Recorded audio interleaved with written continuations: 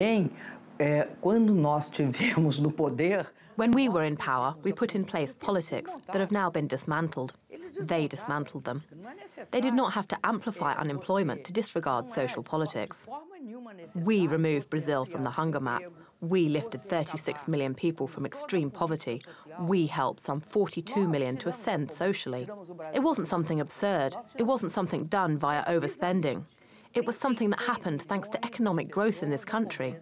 The country was growing and had all the conditions to face whatever crisis.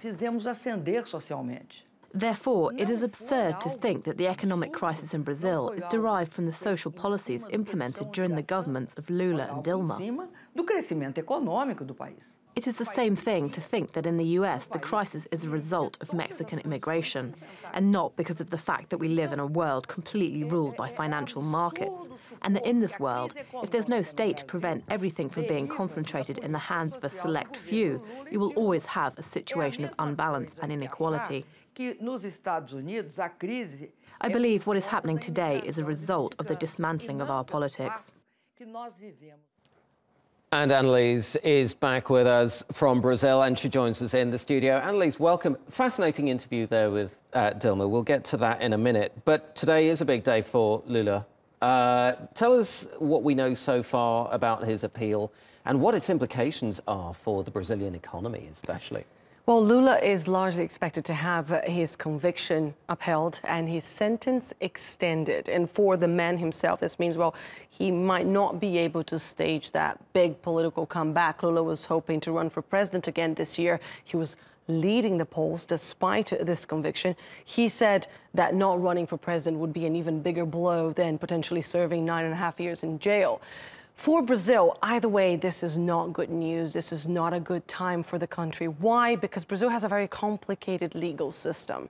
So even if Lula has this conviction upheld today, he can still appeal that decision. So we will only be seeing more and more uncertainty. We don't know if Lula will be able to run for office. If he doesn't run, we don't know who's going to run in his place.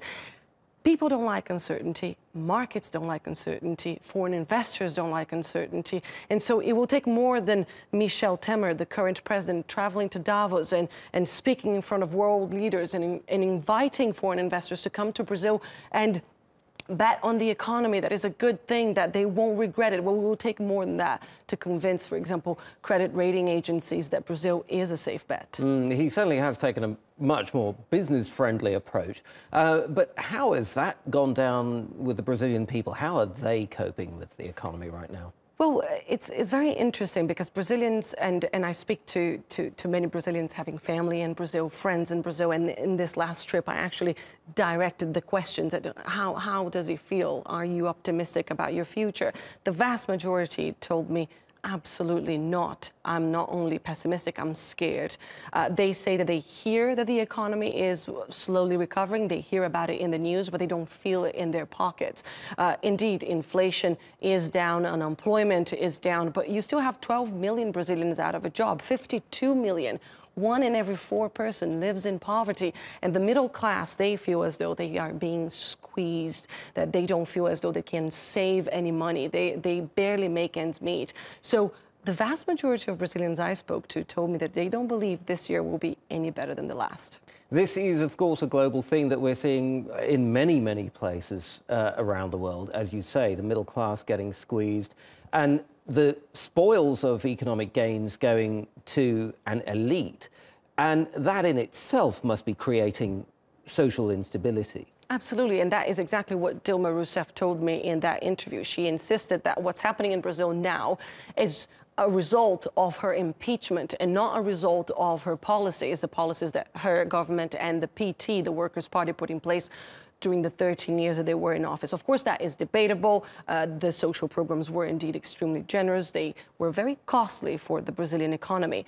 But Dilma Rousseff insists that the media painted a bleaker picture of the Brazilian economy before things actually got really bad, and that incited people to turn against her, to take to the streets, but that now people were realizing that she wasn't the problem, that she was in fact part of a potential solution. Well, Dilma Rousseff insists that this is all part of a neoliberal plan to sell Brazil off, to sell Brazil to foreign investors, to have Petrobras privatized, to have the BNDES, the Development National Bank, privatized, and to eventually get Brazil run by big foreign businesses. Finally, what are the prospects for Brazil in the next year, over 2018? Are things looking up?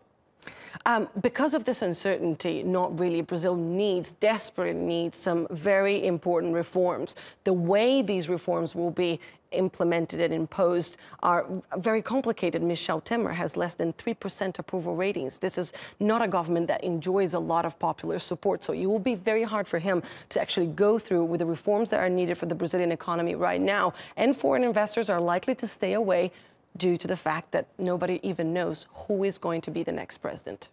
Anelise Borges, thank you very much indeed for that.